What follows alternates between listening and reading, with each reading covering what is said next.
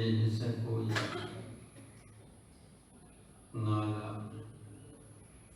2021ခု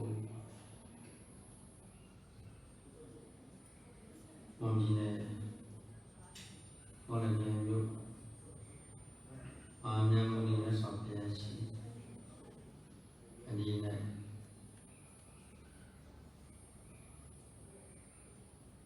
အမတဒါနဓမ္မဒါန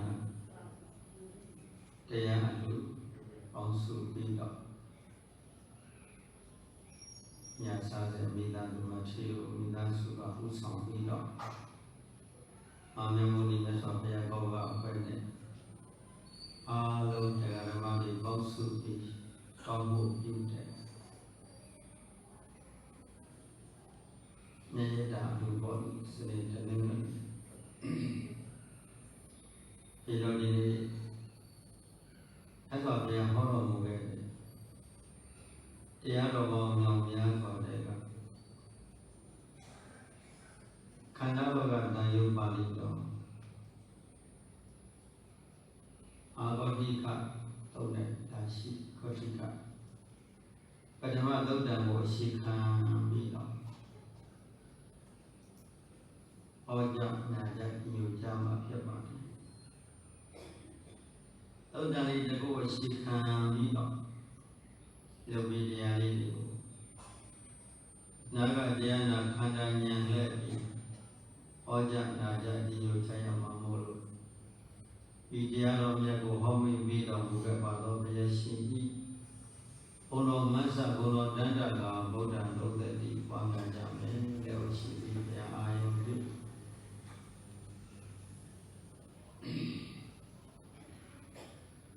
တရားတရားသံဃာယနာမြတ်သုံးပါးကိုပူဇော်ပါမယ်။ဘိလောကကာယကံဝစီကံမနောကံဖြင့်ပူဇော်တဲ့အခါမှာ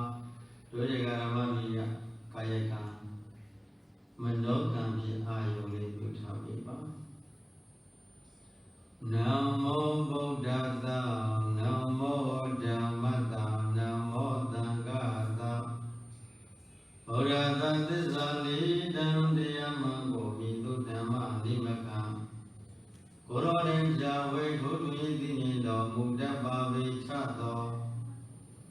ဗုဒ္ဓလျှောက်သောကိုယ်ပါလုံးနှင့်ပြည့်စုံကြောကြရှင်တော်မြတ်ဘုရားအား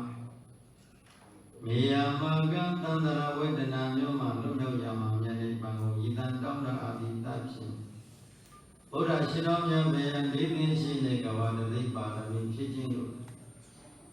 သဗ္ဗညုတဉာဏ်တော်မြတ်ကြီးကိုရတော်မူကသစ္စာလေးပါးမြတ်တရားကိုဩဘောညွန်ပြပေးသနာတော်မူခဲ့ပါသောမြတ်စွာဘုရားအား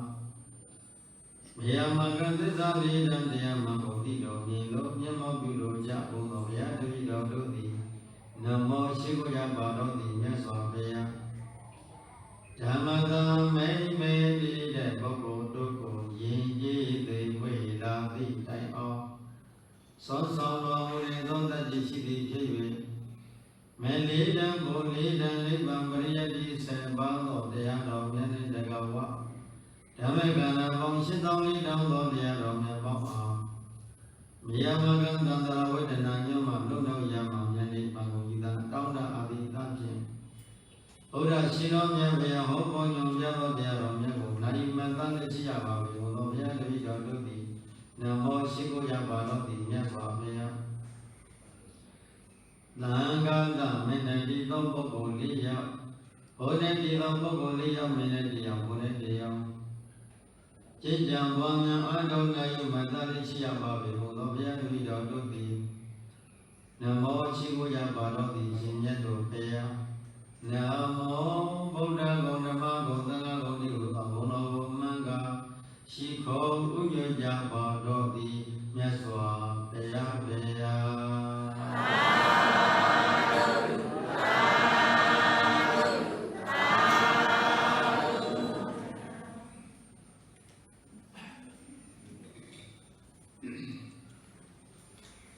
ချမ်းသာပါပြီထိုင်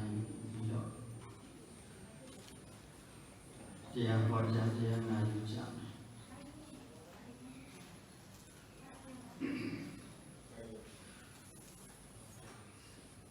တရားရှိတဲ့ Lady Shine Kabadate, Sidin Shine Kabadate, the such Hogan Shine Kabadate, Arami Chijin Bidon, Yachi Lagate, Tabi Nuka. Đó là vì như là nhân đâu nhận chi của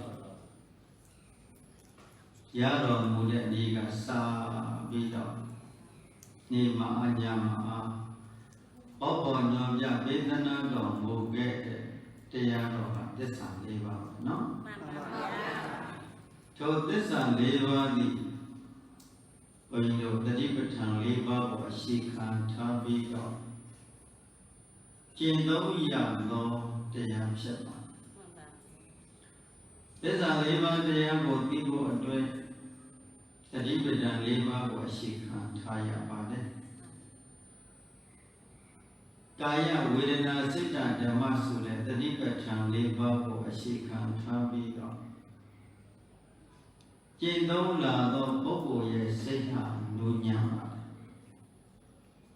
တတိပဋ္ဌာန်ဆိုတဲ့တရားကစိတ်ကိုနူညံ့တယ်စိတ်ကိုသိမွေ့တယ်မိမိရဲ့စိတ်ကိုအလုံးတည်ငြိမ်အေးချမ်းစေတတ်တဲ့တတ်ရှိတယ်ဒီသတိပဋ္ဌာန်တရားကဘာကြောင့်လဲဆိုရင်ကြမ်းတမ်းသောကိုယ်အမူအရာမဖြစ်တော့ဘူးနော်ဒီသတိပဋ္ဌာန်တရားကိုပွားများတဲ့ပုဂ္ဂိုလ်ကြမ်းတမ်းသောကိုယ်အမူအရာမဖြစ်တော့ကျန်တဲ့သောနှုတ်အမူအရာတွေအာနေကျန်တဲ့သောစိတ်အမူအရာတွေမဖြစ်ဘူးအဲ့ဒီတော့ကျန်တဲ့သောကိုနှုတ်စိတ်ဟာဤသတိပဋ္ဌာန်တရားကိုရှင်းခံထားပြီးတော့ကြိုးစားပွားများအားထုတ်ရတဲ့အတွက်ကြောင့်ကိုယ်အမူအရာတွေနဲ့သိမွေ့လာတယ်နှုတ်အမူအရာတွေသိမွေ့လာတယ်စိတ်အမူအရာတွေသိမွေ့လာတယ်ကိုယ်နှုတ်စိတ်သုံးပါးလုံးသိမွေ့လာတဲ့အတွက်ကြောင့်မိမိရဲ့စိတ်ထဲမှာ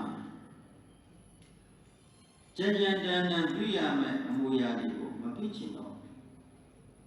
တရားကလေမှန်ပါဗျာဒီတရားအသိဉာဏ်ရှိလာတဲ့ပုဂ္ဂိုလ်တွေပေါ့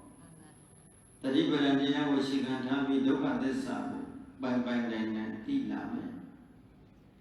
သမုဒယသစ္စာဆိုတဲ့ပယ်လေးပုံရောက်စီနေတဲ့သမုဒယသစ္စာဖြတ်တပြီးတော့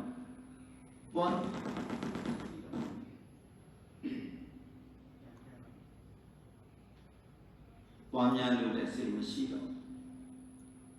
သမုဒယသစ္စာအာယုကိုဘဝတန်တရာမှာကြမ်းတမ်းစွာမပြုလို့တော့အပယ်လေးပုံကိုရောက်စီနေတဲ့သမုဒယသစ္စာကိုမပြုဖြစ်တော့ကြောက်လာတယ်နော်ဒီမေဃသစ္စာဆိုတဲ့တတိအပမဒတရားကိုလက်ကင်ထားပြီးဖန်ဖန်ထပ်ထပ်ကြိုးစားပွားများလာတဲ့တွေ့တာကြောင့်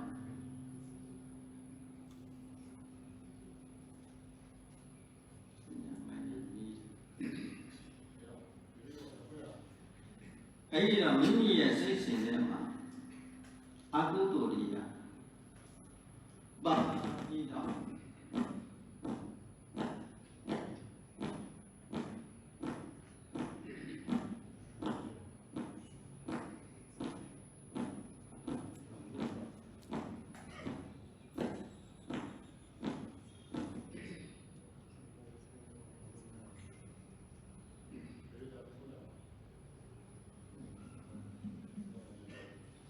ဒီတော့အကုသိုလ်ဖြစ်စေရတဲ့ဟာ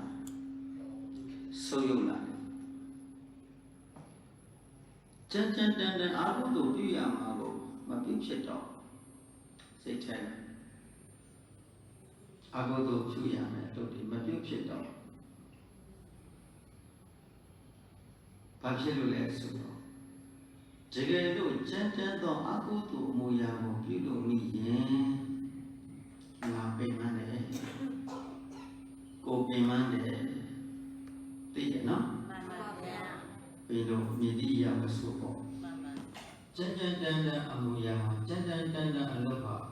nó về mà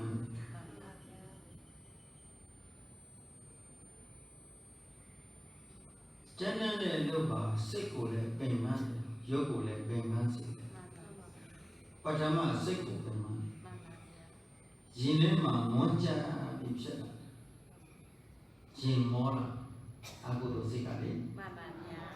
အဲ့ဒီအကုသိုလ်စိတ်12ပါးရဲ့ကဒေါသမှုတွေ2ပါးပေါ့ဒေါသစိတ်တစ်ခုဟာပရိက္ခဆိုတဲ့ကုသိုလ်ရဲ့စံကျင်ဘက်ကအကုသိုလ်ကိုနော်ကုသိုလ်ရဲ့စံကျင်ဘက်ကအကုသိုလ်သူအကုသိုလ်အာယုန်လေးကစိတ်မှာအကုသိုလ်ချမ်းသာတည်ပြီးတိုက်မိနေပြီဆိုရင်သူပုဂ္ဂိုလ်ရဲ့စိတ်ဟာရိုင်းတာဟုတ်လားဘယ်အာယုန်နဲ့ပဲတွေ့ကြည့်ပေါ့နော်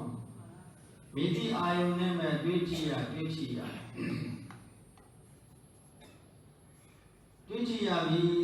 ဆိုတွေ့ကြည့်လိုက်တဲ့အချိန်မှာဒီကောင်လေးတောင်ဆန်းနဲ့ထိတဲ့တောင့်တယ်ပေါ့ဒီကောင်လေးတောင်ဟာဒီထုံးနဲ့တွေ့တဲ့အခါမှာတောင့်တယ်လို့ပဲဘယ်လိုဒီတရားအသိနဲ့နည်းနည်းလေးဝေးသွားပြီဆိုရင်စိတ်ဟာဘာဖြစ်ဘယ်အာယုန်နဲ့အပေါင်းများတာလဲ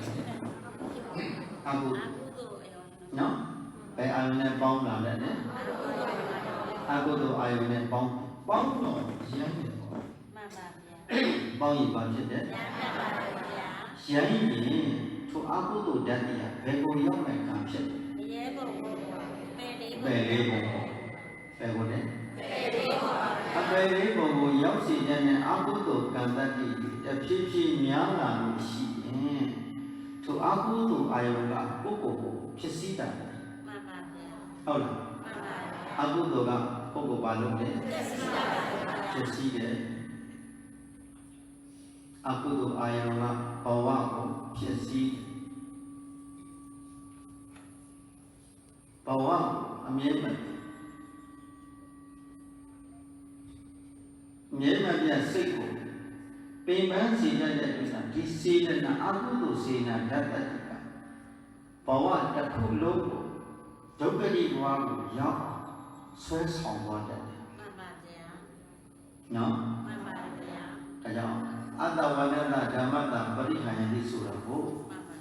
တရားအတိအကျဖြင့်တွေ့ထိမှုမရှိတဲ့ပုဂ္ဂိုလ်တရားအတိအကျဖြင့်တွေ့ထိမှုမရှိတဲ့ပုဂ္ဂိုလ်စိတ်ရဲ့စိတ်ထားလေးဆုပ်ယုတ်လာဘုရားပေါ်မှာကြည်ညိုမှုတရားတက်ဆုပ်ယုတ်လာတရားပေါ်မှာကြည်ညိုလေးစားမှုဆုပ်ယုတ်လာသံဃာပေါ်မှာယုံကြည်လေးစားမှုတွေဆုပ်ယုတ်လာအပြည့်လို့စိတ်ကြီးယေနာထိုက်တဲ့နှလုံးသားမဟုတ်တော့ဘူးပါမှန်ပါဗျာနော်ယတနာထိုက်တဲ့နှလုံးသားမဟုတ်ယတနာ3ပါးအာယုန်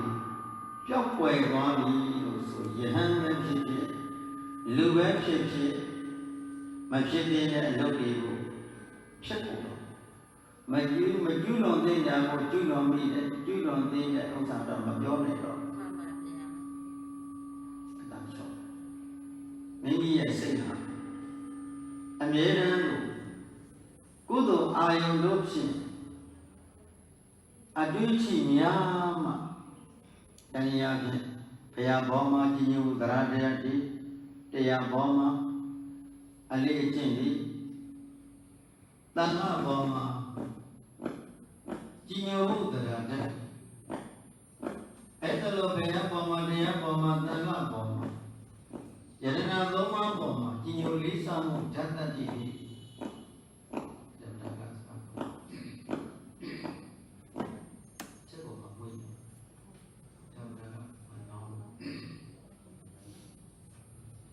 အဲ့တော့မိမိရဲ့စိတ်ထဲမှာ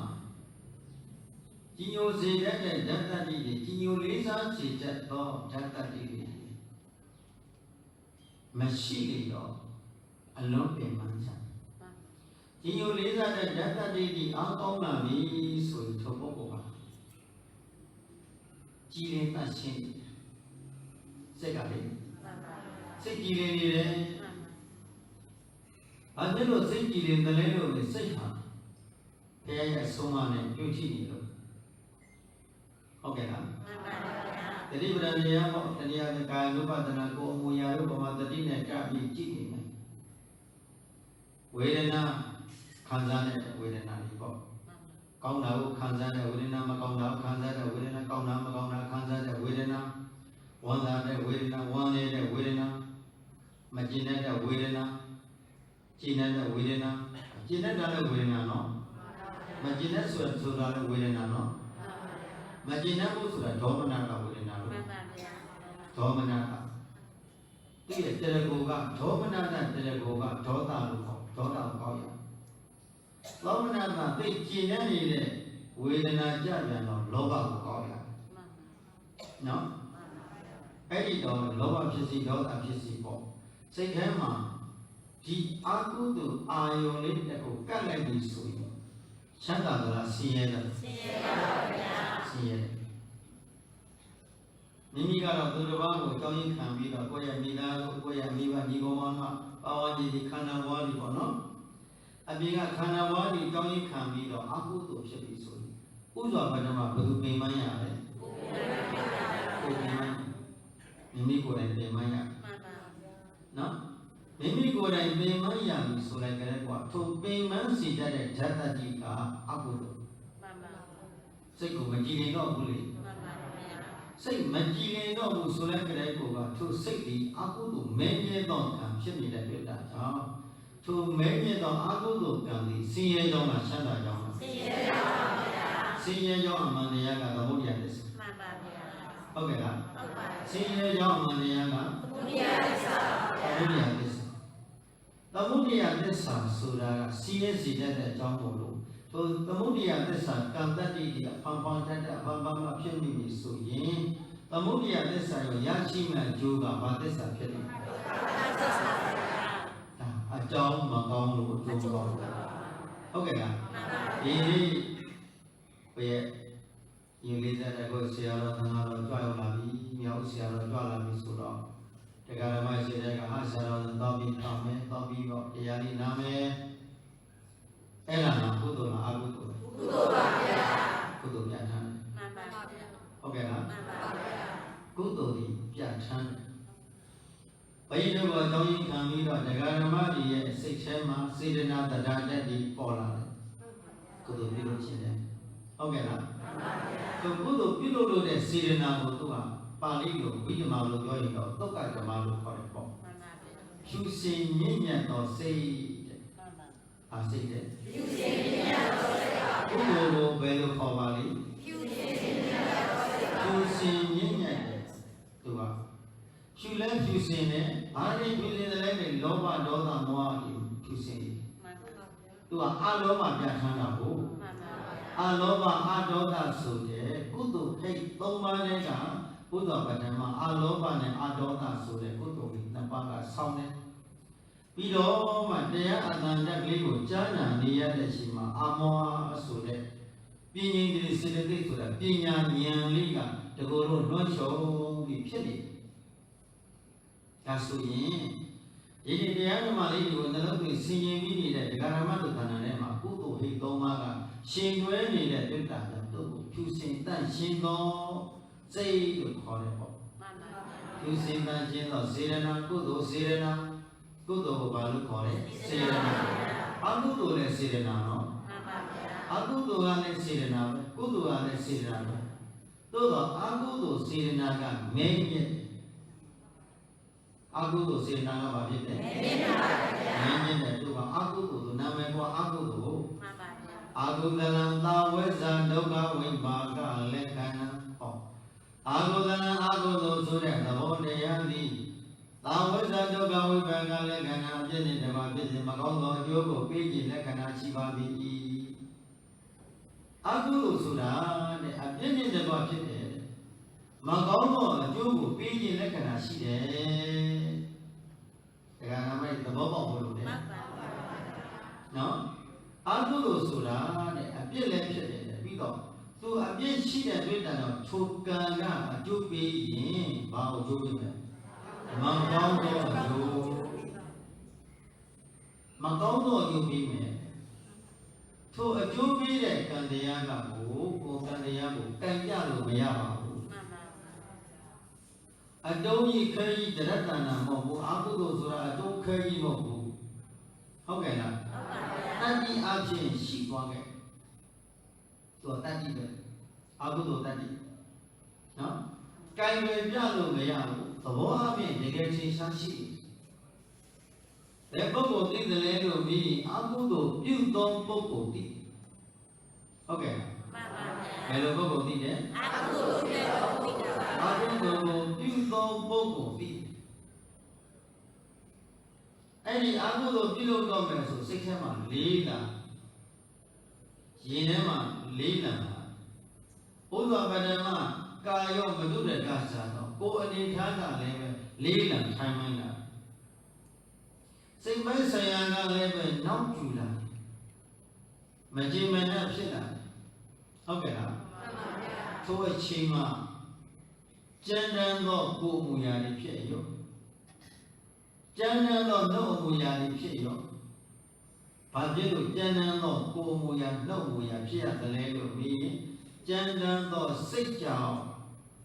ဟုတ်ကဲ့လားမှန်ပါဗျာအဲကြောင့်ဘုရားစာကြည့်တော့အရိယာသူတော်ကောင်းတို့ရဲ့နှလုံးသားမှာ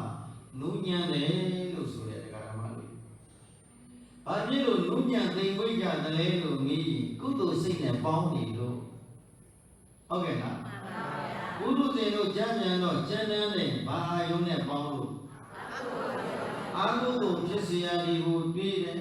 အာဟုသို့ပြုလုပ်เสียဒီကြံစီတယ်အာဟုသို့ဖြစ်မဲ့လုပ်ငန်းတွေကိုပဲပြုလုပ်လာထိုရှိမှနှလုံးသွေးရနောက်သွားရှာဒီဟာရဝတ္ထုရင်ငိမ့်တဲ့မှာရှိတယ်လေရင်ငိမ့်တဲ့မှာရဟာရဝတ္ထုယူကနောက်ကျူသွားရှာနောက်ကျူတခါတည်းအသားဆေးရည်လို့ဖြစ်လာအသားကိုဆေးတယ်အသားဆေးရည်လားဟိုဆန်ဆေးရည်နဲ့လည်းမတူဘူးလေနင်းနေရဲရဲကြီးဟုတ်လားအဲ့ဒါနောက်ကျူနဲ့ဒီနှလုံးသွေးအိုင်လေးကတလက်ဖက်လောက်ကြည့်နှလုံးသွေးအိုင်ထဲမှာပြောင်းလဲသွားချာစိတ်ပြောင်းရင်နှလုံးသွင်းနဲ့နှလုံးသွေးအိုင်လည်းပြောင်းတယ်စိတ်ကညှို့ညံ့တဲ့အခါမှာနှလုံးသွေးအိုင်လေးကကြီးလာမှန်ပါအဲကုသိုလ်နဲ့ပေါင်းတဲ့အခါလေးမှန်ပါကုသိုလ်အာယုပေါင်းတဲ့အခါမှာနှလုံးသွေးအိုင်လေးမှာနှလုံးသွေးကြီးရွှေရောင်လိုတောက်ပါကြီးဖြစ်တခါရကျူပွေးပြီးတန်းစင်နှလုံးသွေးကဒီစိတ်အနေထားလေးတောင်းလွှဲကြီးတောင်းလဲလို့ဒီတရားအတိအကျရှိနေပြီခန္ဓာကိုယ်ဉာဏ်လေးနဲ့ကြောင်းကြဆိုင်ပြီးကြည့်ပြီးတော့ခန္ဓာအရှိနဲ့ဉာဏ်လေးနဲ့တိုက်နေတဲ့ပုဂ္ဂိုလ်ရဲ့စိတ်ဟာကြည်ပြီးတော့ရှုစင်တန့်ရှင်းနေတယ်စိတ်နော်ထိုအချိန်မှာဘာစေတနာဖြစ်နေလဲကုသိုလ်စေတနာကုသိုလ်ဆိုတာကကိုယ်တဏ္ဍအနာဝိဇ္ဇာဒုက္ခဝိပါကလက္ခဏာဟောကုသလံကုသိုလ်ဆိုတဲ့သဘောတရားလေးကအနာဝိဇ္ဇာဒုက္ခဝိပါကလက္ခဏာအပြည့်မရှိခြင်းကောင်းသောအကျိုးကိုပေးခြင်းလက္ခဏာရှိပါ၏ကုသိုလ်ဆိုတဲ့ဓာတ်တတိကလေးကဘာအပြည့်မှမရှိဘူးလောဘအပြည့်အနာစာဒေါသအပြည့်အနာစာမောဟအပြည့်အနာစာတွေလုံးဝမရှိဟုတ်ကဲ့လားအပြည့်ကင်းမဲ့နေတဲ့စေတနာကလေးဖြစ်နေတယ်ကုသိုလ်စေတနာလေးရတယ်အပြည့်ကင်းမဲ့တဲ့ကုသိုလ်စေတနာဓာတ်တတိကလေးကခန္ဓာကိုယ်ကိုများထောက်လိုက်တဲ့အခါမှာဒီယုတ်ဒီနာဒီခန္ဓာ၅ပါးလို့စကမ်းမအမြဲမပြတ်တရားဖြစ်နေတဲ့ပြည့်နေတာကိုတွေ့တယ်။ရုပ်ကိုပဲထောက်ကြည့်ဝေဒနာကိုပဲထောက်ကြည့်နော်စိတ်ကိုပဲထောက်ကြည့်သဘောကိုပဲထောက်ကြည့်သတိပဋ္ဌာန်၄ပါးမှာဘယ်သဘောလေးပဲထောက်ကြည့်တတိလေးကံကြီးကြောင်းရဆက်ကြည့်တော့သူ့သဘောသူဆောင်နေတာမှန်ပါဗျာတတိယကရားတာပေါ့နော်ရားတဲ့နေရာလေးကိုစိတ်ညှို့ပြီးဟောဖောက်ပြန်နေတယ်ရားတယ်ဆိုတာကပညာကိုပရမတ်နဲ့ပြောရင်ဖောက်ပြန်နေတယ်ရားတယ်ပြောတောင်းတယ်ပြင်းတယ်ညောင်းတယ်ကြိုက်တယ်ခဲတယ်အောင်းတယ်ပူတယ်ပြေးတယ်အဲ့ဒါဘုရားဟုတ်ကဲ့လားအဲ့တော့ဒကာဓမ္မသဏ္ဍာန်ထဲမှာဘယ်လောက်ထိခန္ဓာကိုယ်ကကျဉ်းတန်းပေါ်ပေါ်ဖောက်ပြန်တဲ့ခန္ဓာကဖောက်ပြန်နေပါဘောလားလို့လမ်းပြီးတော့ပထမသိရဟုတ်ကဲ့နော်ဟုတ်ပါဗျာဖောက်ပြ ပြန်နေတာကဖောက်ပြန်မှပြီးလိုက်တော့ဒုတိယကအဲ့ဒီဖောက်ပြန်မှုသဘောကတတမတ်ထဲကပြောင်းလဲနေသလားလို့ပြန်ပြီးတတိနဲ့ကပြီးဉာဏ်နဲ့ဖောက်ทิ้ပြီးကြည့်လိုက်ပါဦးခဏလေးပေါ်တဲ့ဥစ္စာအပေါ်နေပါသိလိုက်မရှိတော့ဟုတ်လားရတာအောင်ရနေပါလားသိလိုက်မရှိတော့ထပ်စိတ်တစ်ခုပေါ်လာရစိတ်တစ်ခုပေါ်လာတယ်တောက်တဲ့စိတ်တစ်ခုပေါ်လာတယ်အစားထိုးတာကိုအခုပေါ်ရင်ခုရှုပ်တယ်နော်ထပ်အစားထိုးပေါ်နေ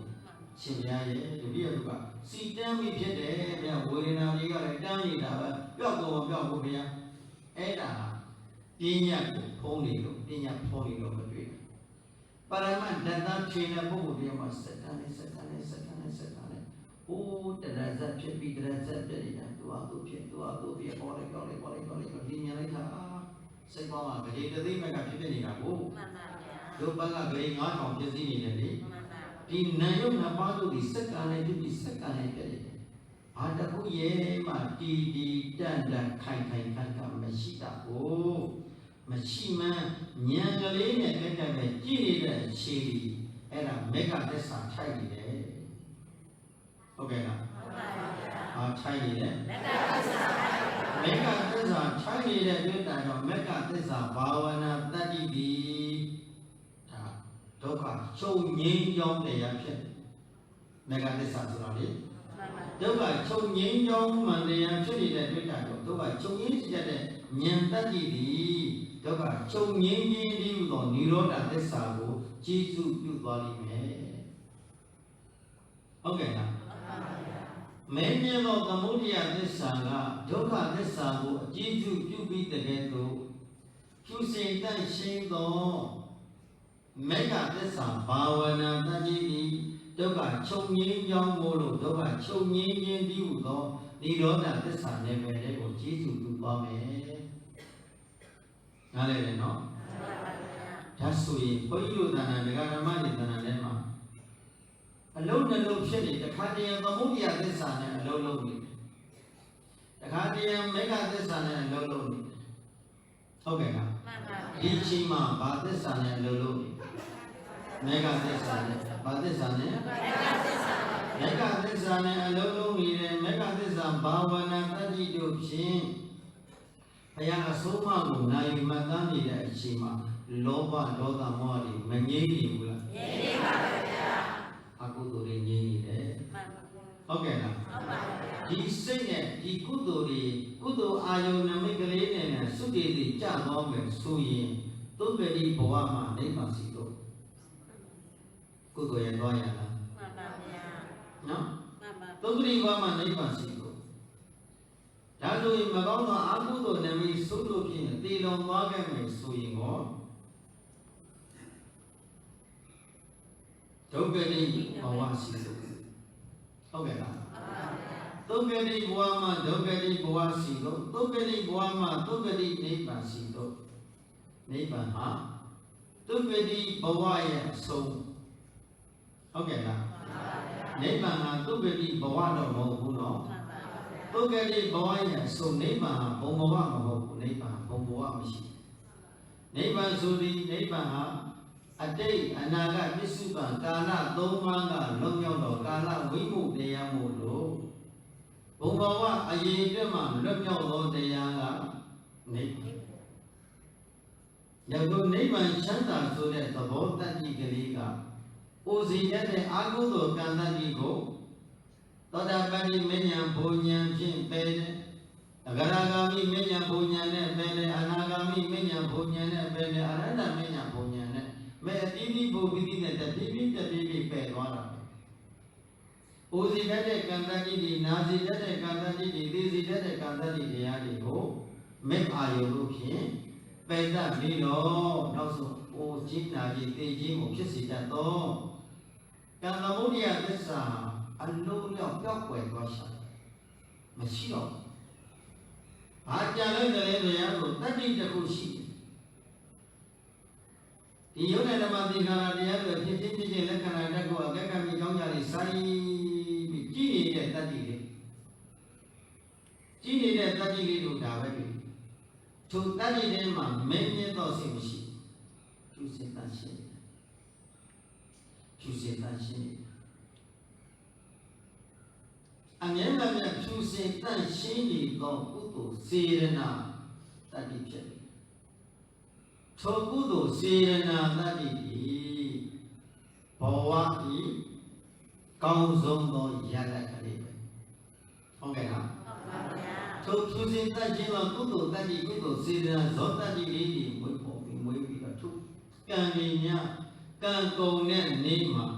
ဘဝဖြစ်နေပြန်မဆုံးတော့နော်ဘဝဖြစ်နေပြန်မဆုံးတော့ဘူးလို့ဆိုရင်ခန္ဓာនិရောဓနိဗ္ဗာန်ပေါ့ဗျာခန္ဓာအဆုံးမှာနိဗ္ဗာန်ရှိတယ်နိဗ္ဗာန်ဆိုတာဘယ်မှာရှိခန္ဓာအဆုံးမှာရှိတယ်ဒီတရားကိုမြတ်စွာဘုရားရှင်ရဲ့ဧကသာဝကကြီးနဲ့မဟာသာဝကကြီးနှစ်ပါးဆွေးနွေးတော်မူခဲ့ကြတတိယချိန်ကာလမှာအရှင်သာရိပုတ္တရာမထေရမြတ်အရှင်မဂေါတိကထံကိုကြွလာတဲ့ညနေရောင်သောလေးပေါ့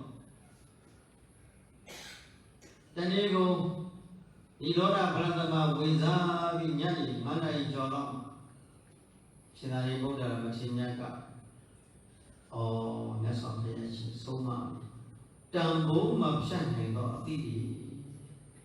ဒီတရားလေးတွေကိုကဂေါတိကမဟာဂေါတိကမထေရနဲ့ဆွေးနွေးရရင်တော့သိကောင်းမယ်ရှင်သာရိပုတ္တရာကြွမဟာဂေါတိကမထေရနာရောက်တော့ဂေါတိကကျမ်းမာရဲ့လားအရိယာဘုညတ္တပါရဲ့လားဗျာအမပါဠိညတ္တပါတယ်ဗျာကစီကပတိယကစီယပတိယပေါ့အနာမတနာမကျမ်းမာရဲ့ချမ်းသာတဲ့ကိုယ်တို့စိတ်တွေပွားများခွင့်ရှိတယ်မို့လားအမပါဠိပါဗျာဂေါတိကတဲ့အဝိဇ္ဇာတည်တဲ့ပုဂ္ဂိုလ်အဝိဇ္ဇာတည်တဲ့ပုဂ္ဂိုလ်ဆိုဘယ်လိုပုဂ္ဂိုလ်ကိုအဝိဇ္ဇာတည်နေတဲ့ပုဂ္ဂိုလ်လို့ခေါ်ရပါမလဲဗျာဒီလိုမျိုးတော့ဒီလိုပုဂ္ဂိုလ်တွေကအတွန့်တက်တဲ့ရှင်သာရိပုတ္တရာဒါလေးတော့မသိဘူးလားပညာအရာအရေးတဲ့ပုဂ္ဂိုလ်ဒါလို့တော့မသိဘူးလားလို့မေးစရာရှိအများကြီးသိတာပေါ့တိုးတော့ဒီတရားလေးတွေဆွေးနွေးထားခဲ့တဲ့တရားလေးကနောင်သားတွေဒီတရားလေးနာပြီးတော့တိတုဉာဏ်တို့ရကြပါစေ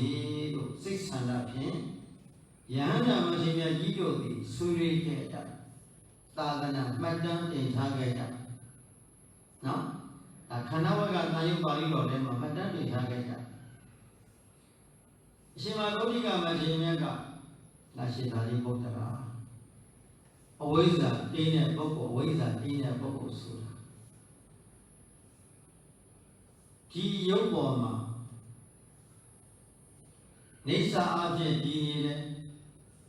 ဒီရုပ်ပေါ်မှာဒုက္ခအဖြစ်တည်နေတဲ့ဒီရုပ်ပေါ်မှာအတ္တအဖြစ်တည်နေတယ်ထိုရုပ်ပေါ်မှာဒီခန္ဓာကိုယ်ကြီးရုပ်ခန္ဓာကြီးပေါ်မှာနေစာဒုက္ခအတ္တအဖြစ်ဆွဲမိနေတဲ့ပုဂ္ဂိုလ်ဟာအဝိဇ္ဇာနဲ့တည်တဲ့ပုဂ္ဂိုလ်ပဲဒါကနမိုင်းနားလည်ရဲ့လားနားလည်ပါဗျာဒီအခုတရားခြားနေတဲ့ခန္ဓာကြီးပေါ့တရားခြားနေတဲ့ခန္ဓာကိုယ်ကြီးဟာငြိမ်ငြိမ်လေးမနေဘူးနော်မှန်ပါဗျာဖောက်ပြန်နေတယ်မှန်ပါဗျာတို့ဖောက်ပြန်နေတဲ့သဘောကိုယုတ်တရားလို့ခေါ်တယ်မှန်ပါဗျာဒီအဘုတ်ကောင်ကြီးကိုဆိုလိုပြီးမဟုတ်ဘူးမှန်ပါဗျာဟုတ်ကဲ့လားဒီ35ပိသာ40ခန္ဓာကိုယ်ကြီးကိုဆိုလိုပြီးမဟုတ်ဘူးသူညဉ့်ညလေးထိုင်ပန်များလာတဲ့အခါမှာသူကတောင့်တင်ညောင်းညာကြိုက်ခဲထုံချင်းပူအေးမျိုးစုံပြမှန်ပါဗျာသူပြလာတဲ့သဘောဟာယုတ်တရားဟုတ်ကဲ့လားမှန်ပါဗျာဟောရုပ်ပဒလက္ခဏာရူပလို့ဆိုတာကိုမှန်ပါဟောင်းပြန်တော့တတိရှိတဲ့တွေ့တာရသူ့ကိုဘာလို့ခေါ်လဲယုတ်တရားထိုယုတ်တရားကိုတဲ့မြဲတယ်လို့စက္ကန့်ငါယုတ်ငါအခန္ဓာနော်ချမ်းသာတယ်လို့ယုတ်ခန္ဓာကြီးကိုဆွဲကပ်နေတယ်ငါပိုင်တဲ့ခန္ဓာကြီးပဲလို့ဆွဲနေနေတယ်ထိုပုဂ္ဂိုလ်တဏ္ဍာထဲမှာဆွဲနေနေတဲ့အိစ္ဆဒုက္ခအတ္တလို့ဆွဲနေတဲ့ပုဂ္ဂိုလ် အဝိဇ္ဇာတည်တဲ့ပုဂ္ဂိုလ်ပဲအဝိဇ္ဇာမှီနေတဲ့ပုဂ္ဂိုလ်ပဲတဲ့နတ်ရှိကောတိကနတ်ရှိတာရိပုတ္တရာခံစားမှုဝေဒနာပေါ်မှာမှတ်သားမှုသိဉ္ဇခန္ဓာပေါ်မှာပြုပြင်ရှင်းဆောင်မှုလုံဆောင်နေမှုသင်္ခါရခန္ဓာပေါ်မှာသိမှုဝိညာဉ်ရဲ့ခန္ဓာပေါ်မှာနေစာအဖြစ်တော်၎င်းဒုက္ခအဖြစ်တော်၎င်းအတ္တအဖြစ်တော်၎င်းဆွဲမိနေတဲ့ထိုပုဂ္ဂိုလ်သည်ထိုပုဂ္ဂိုလ်ရဲ့စိတ်မှာအဝိဇ္ဇာမိကပ်နေတဲ့အဝိဇ္ဇာထိုင်နေတဲ့လွတ်တာကြောင့်ဆင်းရဲရတယ်နတ်ရှိတာလေးဗုဒ္ဓကခန္ဓာ၅ပါးပေါ်မှာငါအဖြစ်တော်၎င်းငါခန္ဓာအဖြစ်တော်၎င်းငါပိုင်ဆိုင်သောခန္ဓာဟူ၍၎င်းခန္ဓာဘဝတွေပေါ်မှာလည်းအကုန်လုံးကိုငါပြီးအကုန်လုံးသိမ့်ပိုက်ထားမယ်ဆိုရင်ထိုပုဂ္ဂိုလ်ရဲ့စိတ်စဉ်ထဲမှာအဝိဇ္ဇာနှောမှုပိနေခြင်းကြောင့်ဆင်းရဲနေမယ်မြဲတာဆင်းရဲနေမယ်တဲ့။ဘာဖြစ်လို့ကိုယ်ခန္ဓာကိုယ်ကြီးလည်းကိုက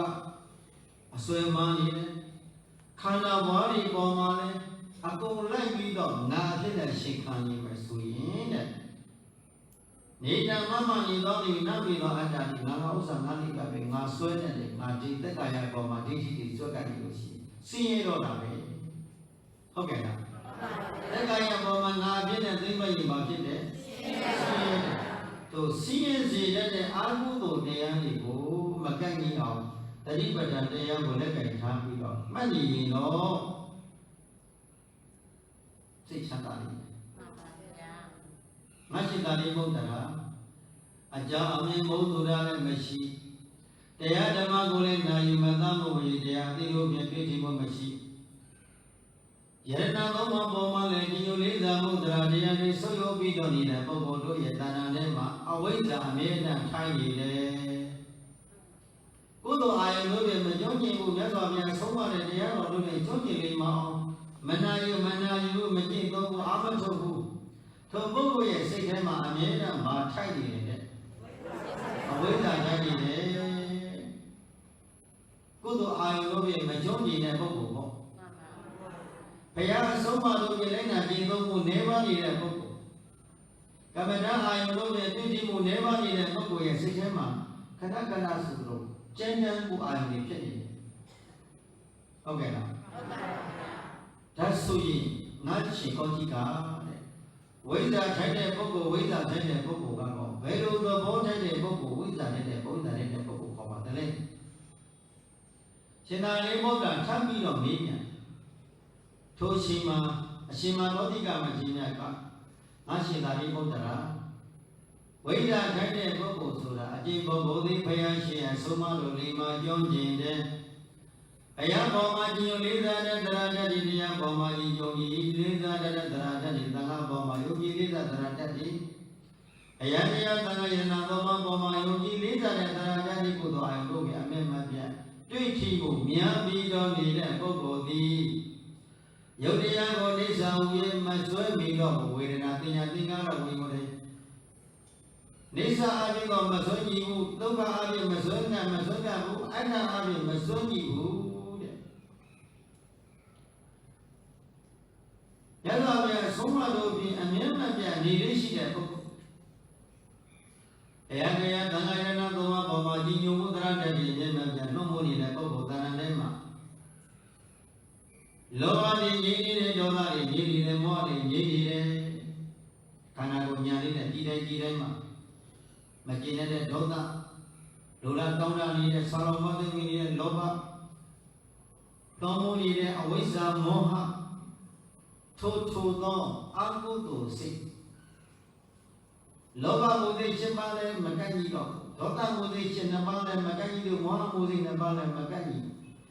အကုသိုလ်7ပါးလို့မကန့်ကြီးဘူးလို့ဆိုရင်ထိုပုဂ္ဂိုလ်ကချမ်းသာတယ်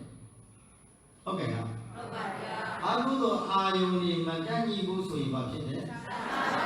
ချမ်းသာတယ်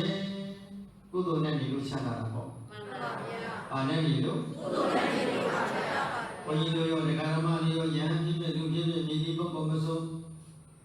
ဘ ဘုရားရှင်ဆုံးမအာယုလုံးရဲ့အတွေ့အထိများနေတဲ့အခါမှာအပြင်လောကအာယုတွေမကန့်ဘူးအာယုတွေမကန့်ဘူးအပြင်လောကအာယုအာဟုသောဖြစ်စီတဲ့အပြင်လောကအာယုလောကဆိုတာယုတ်လောကနာလောကကိုယုတ်နာလောကလို့ခေါ်ယုတ်ကိုလည်းလောကလို့ခေါ်တယ်နာကိုလည်းလောကလို့ခေါ်ထိုယုတ်နာပေါ်မှာနိစ္စဒုက္ခအတ္တအပြင်မကန့်ညီမှုဆိုရင်ထိုပုဂ္ဂိုလ်တို့သည်ယဟန်ပဲဖြစ်ဖြစ်လူပဲဖြစ်ဖြစ်ချမ်းသာမှာလားဆင်းရဲမှာလားဆင်းရဲပါဘူးသူတစ်ပါးအပြစ်ကိုမမြင်တော့ဘူးမှန်ပါဟောဒီဘုရားဆုံးမအာယုတို့ရဲ့တွေးကြည့်နေတဲ့ပုဂ္ဂိုလ်တို့သည်ဘယ်သူအပြစ်ကိုမမြင်တော့သူတစ်ပါးကိုအပြစ်မမြင်တော့ကိုကအတိတ်ကမကောင်းတဲ့အကြောင်းတွေကြိုးစားလာခဲ့တာကိုမကောင်းတဲ့အကျိုးတွေနဲ့တွေ့ရမှာပေါ့ဟောကိုကအကြောင်းမကောင်းခဲ့တာကိုသဘောပေါက်သွားချင်ဟုတ်ကဲ့လားဒကာဓမ္မတွေအကြောင်းကျိုးဆိုတာဟာပယ်လို့မရဘူးနော်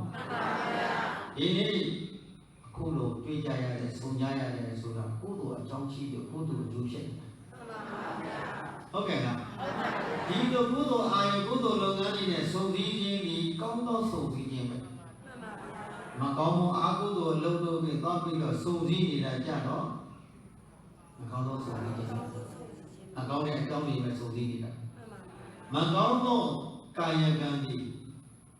ကျမ်းမ်းသောကာယကံတွေကျမ်းမ်းသောဝစီကံတွေကျမ်းမ်းသောမနောကံတို့ဖြင့်တွေ့ချိနေသောပုဂ္ဂိုလ်သည်ကိုယ်လည်းစင်းရဲ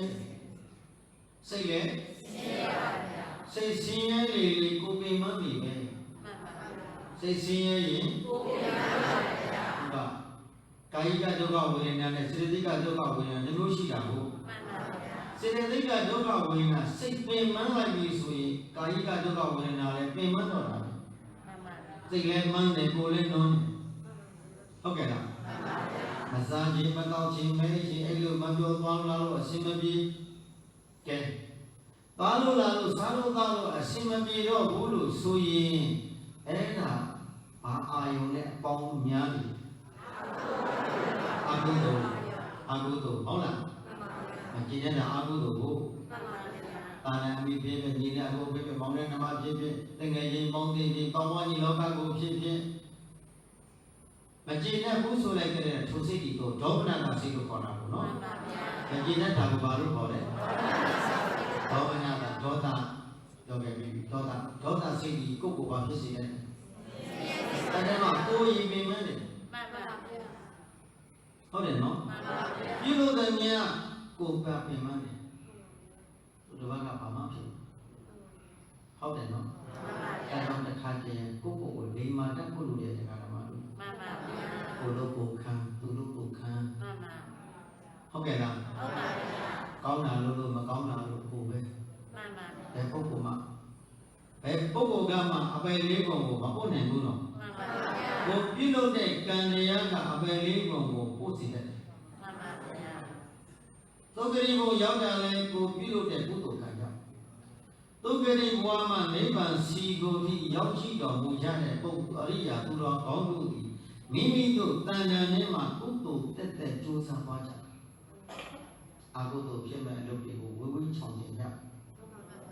ဟုတ်ကဲ့လားအကုသိုလ်ဖြစ်တဲ့အာယုကိုလုံးဝချောင်ကျင်ကြတယ်ကုသိုလ်ဖြစ်မဲ့အလုပ်ကိုကြိုးကြိုးချရဘယ်လိုကုသိုလ်ရမလဲကုသိုလ်လုပ်တယ်ကုသိုလ်ဖြစ်မဲ့ပုဂ္ဂိုလ်တွေနဲ့ပေါင်းတာဘယ်ပုဂ္ဂိုလ်တွေနဲ့ပေါင်းလဲကုသိုလ်ဖြစ်တဲ့ပုဂ္ဂိုလ်ကိုခြားတယ်ကုသိုလ်ဖြစ်တဲ့ပုဂ္ဂိုလ်နဲ့ပေါင်းတယ်ပေါင်းတော့စိတ်ချမ်းသာပေါင်းရင်ပါဖြစ်တယ်စိတ်ချမ်းသာပါဗျာကုသိုလ်အာယုနဲ့ပေါင်းရင်ပါဖြစ်တယ်စိတ်ချမ်းသာပါဗျာစိတ်ချမ်းသာတော့ကိုယ်လည်းချမ်းသာမှန်ပါဗျာဟုတ်ကဲ့လားမှန်ပါဗျာအကုသိုလ်အာယုနဲ့ပေါင်းရင်စိတ်ဆင်းရဲစိတ်ဆင်းရဲရင်ကိုယ်လည်းဆင်းရဲဟုတ်ကဲ့လားမှန်ပါဗျာဆင်းရဲနေတဲ့စိတ်ဟာချမ်းသာဒီဆင်းရဲစေတဲ့စိတ်စေတသိက်တို့ဒီပုဂ္ဂိုလ်ကိုပင်မကိုလည်းပေါင်းဝန်းကျင်လည်းပင်မစေတယ်မို့လားမှန်ပါဗျာသမုဒိယသစ္စာကိုအရင်ခံထားတဲ့တွေ့တာရောသူဘာသစ္စာဖြစ်နေလဲပစ္စုပန်မှာပဲသမုဒိယဒုက္ခသမုဒိယထပ်နေတယ်မို့လားမှန်ပါဗျာတကယ်လို့များသမုဒိယဒုက္ခသမ တရားနဲ့လားသူစေအကုသိုလ်စိတ်နဲ့သုတိတိကြသွားမယ်ဆိုရင်သုတိနောက်ပရိသတ်တွေလို့မှန်ပါဗျာသုတိတိရဲ့ဖြစ်ဆိုရင်အသက်ကြီးတာအသက်ငယ်တာမရွေးဘူးနော်မှန်ပါဗျာကံပြီးတလောက်ကနေရမယ်လေကံထားတလောက်ကနေရမယ်မှန်ပါဗျာဟုတ်ကဲ့လားဟုတ်ပါဘာဝအပြည့်စုံတဲ့ဆိုတာကုသိုလ်ကံပြီးတာမှန်ပါဘယ်လိုသိရလဲဒီဆောင်းကြီးဇန်လေးကကြီးလူကြတဲ့တယောက်တည်းကောင်းလိုက်တာဘဝတည်းတာမှာမှတ်တမ်းတင်တော့အာယုသူဇေယျကြီးခုဆိုရင်ဒီဆောက်ဦးကဒီဆောက်ဦးလူနန်းကပစ္စည်းရတော့ပါပဲနော်ပစ္စည်းကိုလူနန်းကထိုပစ္စည်းကိုကြောင်းရင်းခံပြီးတော့သံဃာတော်တွေကြွပြီးတော့တရားတွေဟောပြီးတရားအလုပ်လည်းဖြစ်နေပြန်ရောဓမ္မဒုက္ခဖြစ်နေဟုတ်ကဲ့လားဒီနေရာကမှာဘုရားရှင်ရဲ့တရင်သုံးမယ်တန်ဃာတော်ရဲ့တရင်သုံးမယ်တန်ဃာတော်တွေကြွတော့တရားစကားတရားအသားလေးကြားနိုင်တယ်တွေ့တာကြောင့်ဟောဘုရားတရားတန်ဃာယရဏသုံးပါးကိုပူဇော်တာလေးရောက်ပြန်ရောဟုတ်ကဲ့လားကုသိုလ်ထိုက်တဲ့စေတနာဘာထိုက်တဲ့စေတနာကုသိုလ်ထိုက်တဲ့စေတနာယရဏထိုက်တဲ့ကုသိုလ်မှန်ပါဘာထိုက်တဲ့ကုသိုလ်ယရဏထိုက်တဲ့ကုသိုလ်ပါယရဏတရားယရဏသံဃာယရဏထိုက်တဲ့ကုသိုလ်တို့ယရဏထိုက်တဲ့ကုသိုလ်စေတနာသရမြတ်တို့သည်လောဘငြိမ့်စေတတ်ပါသည်ဒေါသငြိမ့်စေတတ်ပါသည်မောဟငြိမ့်စေတတ်ပါသည်လောဘဒေါသမောဟငြိမ့်ရင်ချမ်းသာတယ်လောဘဒေါသမောဟတရားတို့ပဲလုံးမပြီးနေတဲ့ပုဂ္ဂိုလ်တို့သည်ဆင်းရဲတယ်ဟုတ်ကဲ့လားဟုတ်ပါဗျာဒီနေ့မြတ်စွာဘုရားရှင်ကဘုရားရဲ့ဆုံးမတရားတော်မြတ်တို့ကိုဧကသာဝကကြီးဒီမဟာသာဝကကြီးဆောင်းတယ်တို့ဧကသာဝကမဟာသာဝကမထေရကြီးများကဘုရားဆုံးမကိုယူဆောင်ပြီးတော့တဆင့်ဘုန်းကြီးတို့ပုဂ္ဂိုလ်တွေတရားဓမ္မတို့ပုဂ္ဂိုလ်များကိုဟောပြီးဟုတ်ကဲ့လားတဆင်ပြီးပြန့်ပွားအောင်ဟောလားလွန်ခဲ့တဲ့2500ကျော်လောက်ကဧကသာဝကကြီးမှာသာဝကကြီးနှစ်ပါးတရားဆွေးနွေးခဲ့တာလေးကိုဒီနေ့ဘုန်းကြီးတို့မော်လမြိုင်မြို့မှာဟောဒီပရိသတ်တွေနာယူခွင့်ရတယ်။ဒါဘုရားဆုံးမဟုတ်ကဲ့လားအဲ့တော့မြတ်စွာဘုရားရဲ့ဆုံးမကိုနာယူခွင့်ရတဲ့ပုဂ္ဂိုလ်ဒီစိတ်ကြီးပူလောင်သလားညီးသလားညီးပါရဲ့ဗျာညီးရှိတယ်ပုဂ္ဂိုလ်မဆိုဟုတ်ကဲ့လားဟုတ်ပါဘူးညီးကြီးတာနှလုံးသွင်းမှန်ဖို့လိုတယ်ပေါ့ဗျာမှန်ပါဗျာနှလုံးသွင်းမှန်ရင်ကုသိုလ်ဖြစ်တယ်မှန်ပါဗျာနှလုံးသွင်းမှားရင်တော့အကုသိုလ်ဖြစ်တယ်မှန်ပါဗျာတခါတည်းတရားလေးကြီးဟောပြန်တော့တချို့ပုဂ္ဂိုလ်ရဲ့နှလုံးသွင်းမှားရင်းကုန်တယ်ဘယ်သူစောင်းဟောတယ်မှန်ပြီငါစောင်းဟောသလားမသိဘယ်သူစောင်းဟောသလားမသိစသည်အပြင်မှန်ပါဘုန်းကြီးတို့ကအဲ့ဒါတော့မဟုတ်ဘူးဓမ္မဒိဋ္ဌံပြောဟောတာ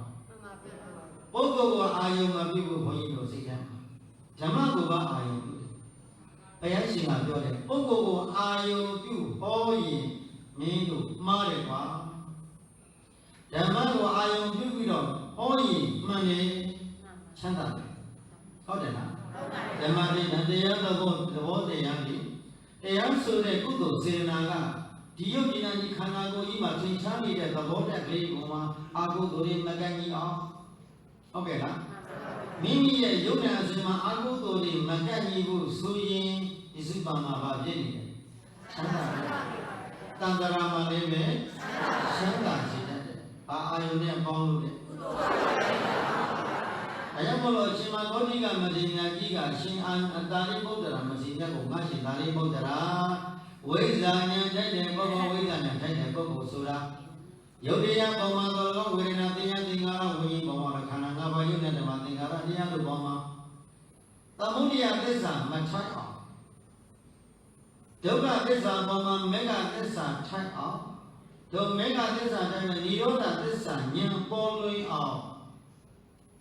လုံးသနေမယ်စည်နေမယ်ပေါ်များနေမယ်အာထုံနေမယ်ဆိုရင်အဲ့ဒီပုဂ္ဂိုလ်တဏ္ဍာမှာဘာသစ္စာထိုက်နေပြီလဲ